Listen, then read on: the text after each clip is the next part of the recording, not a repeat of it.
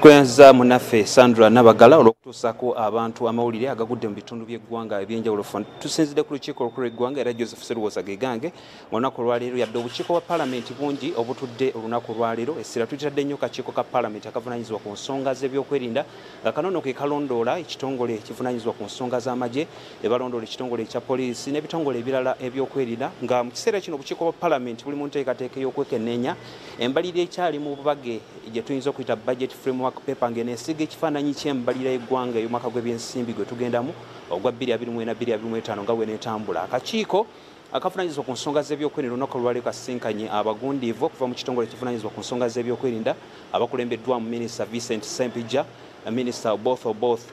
saako n'omuwandiisi ow'enkalakkalya mu kitongole kino nga balabiseeko eri akakiiko okulambula ku mbalirira ekyali mu bubage era okusiga ekifaananyi ku mbalirira eno nga bw'eneetambula. Okusinziira ku nteekateeka eriwo eya budget framework paper bwe tutunuulira vote eya 004 erungamya ku nsonga z'ensimbi eziweebwa ekitongole ky'ebyokwerinda, ensimbi eziweebwa ddala trillion eziweebwa ddala 3.6 ze zitunuuliddwa okubeera nti ziweebwa abakulu bano naye ng'ate abakulu babadde beetaaga trillion eziweebwa ddala 9 n'obubuzi obugwamu. So kireetawo egaapu nnene eya trillion eziweebwa ddala 5.5 obugwamu ku nsimbi zabadde beetaaga mu mwaka gw'ebyensimbi ogujja 2024-2025 era nga mu kiseera kino bali mu kuwadawadako okumatiza akakiiko lwaki balina okwewa trillion 9 mu mbalirira y'eggwanga ey'omwaka gw'ebyensimbi gwe tugenda mu 2024-2025. Ensonga endala ezinokoddwayo mu kakiiko kano ng'ababaka basinkanye baminisita bano wamu n'abatesitesi abakulu wamu n'abagundiifu abalala abaddukanya ekitongole ky'ebyokwerinda mu ggwanga banakoddeyo ensonga z'amagye agali e Congo. Ababaka beemulugunya bagamba nti mu kusooka amagye gano nga gatwalibwa e Congo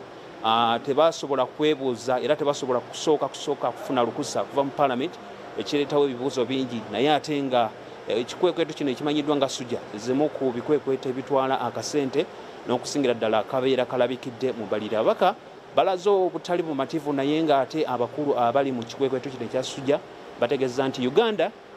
esobolera ddala okuganyulwa mu kikwekweto kino olw'ensonga nti abayeekera ba ADF bazze bava e Congo ne bayingira mu Uganda ne batandika okutabangula emirembe naye bagamba nti mu kikwekweto kino kye basobodde okukola ekya sujja kisobodde okuvaamu ebirungi era nga basobodde okulinnya ku nfeete obubinja bw'abayeekera ba ADF mu nkambi ze badde beekukuma mu bibira by'e Congo wamu n'enteekateeka endala nga bagamba nti kati amaanyi bagenda gateeka nnyo ku nsalo ya Uganda ssaako n'eggwanga erya DRC okunyweza ebyokwerinda okusobola okulaba nga beewala abayeekera bano obutaddamu kuyingira Uganda. N'ensonga endala nnyingi ze tugenda okubeera nti tugenda batuusaako mawulire gaffe ageesigika ssaako ne amawulire amalala agali mu kutuguno gwa BBS Terefayina. Katudde eri munaffe Sandra Nabagala abantu bongereyo n'amawulire agagudde mu bitundu by'eggwanga ebyenjawulo. Kale webale Joseph Sserwoza tukusaba oyongera okulondola